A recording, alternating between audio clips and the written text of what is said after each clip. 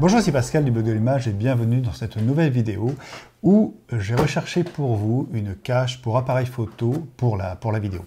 En fait, vous êtes plusieurs à m'avoir posé la question de savoir si je connaissais un produit abordable, une cache, donc un rig, de manière à pouvoir fixer votre appareil photo à l'intérieur et de pouvoir avoir une structure permettant soit d'attacher votre appareil sur différentes, sur une voiture, enfin bref, d'avoir des points d'accroche.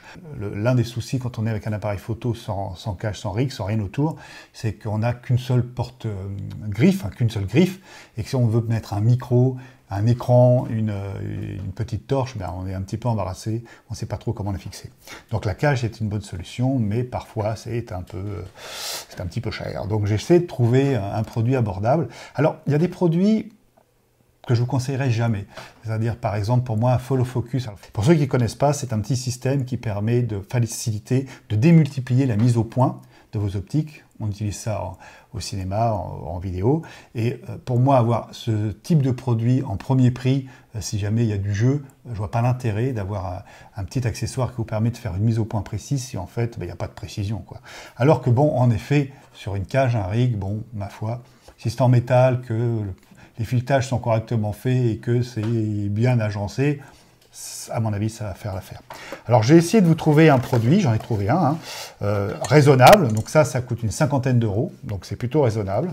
C'est livré avec une poignée, deux petites barres, un petit système pour mettre les barres et puis quelques petites clés. Alors, on va monter ça ensemble, on va voir ce que ça donne. Voilà. Donc ici, je vais le mettre par-dessus.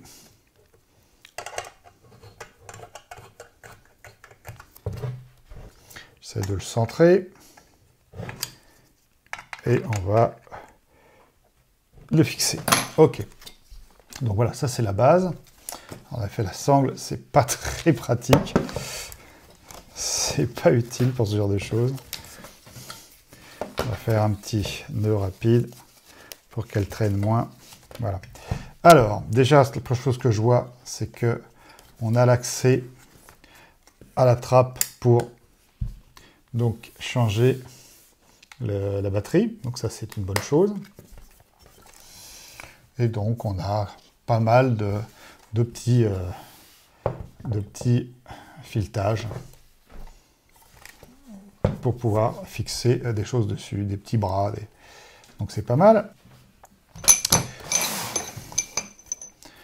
Elle est livrée avec une poignée. Alors la poignée, vous pouvez la fixer comme ça, ou comme ça, ou comme ça. Je trouve que comme ça risque de mieux s'équilibrer.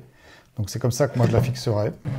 Voilà, j'essaie d'avoir un plan qui au moins sur mon écran va être un peu valorisant, du moins qu'on va bien voir. Alors hop.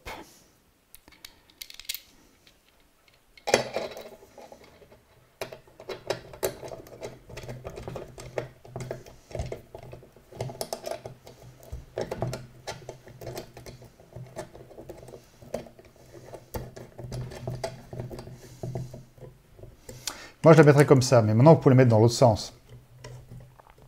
C'est à vous de voir.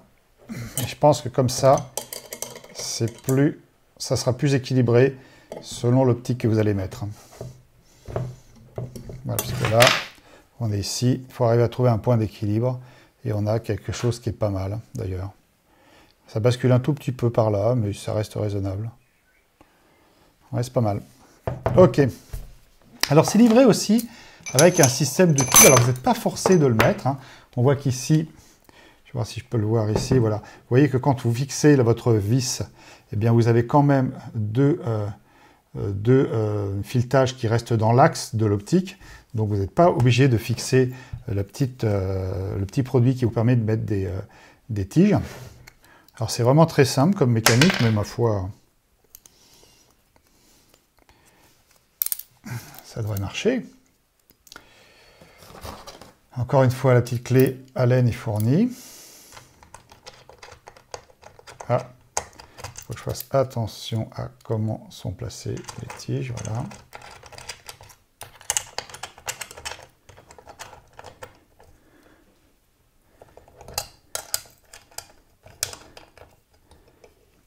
Voilà. Et donc maintenant, si je veux mettre une tige,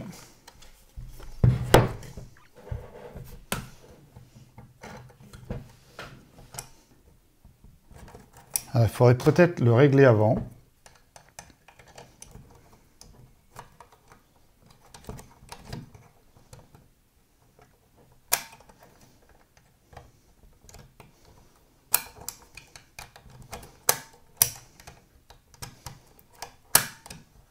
Voilà. Ok. Hop là, doucement. Et on va faire la même chose ici.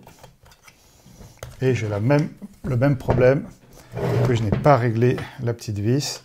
Et donc, normalement, ça bouge sous pression. Ça va me demander une petite magouille. Qu'à cela ne tienne. Voilà.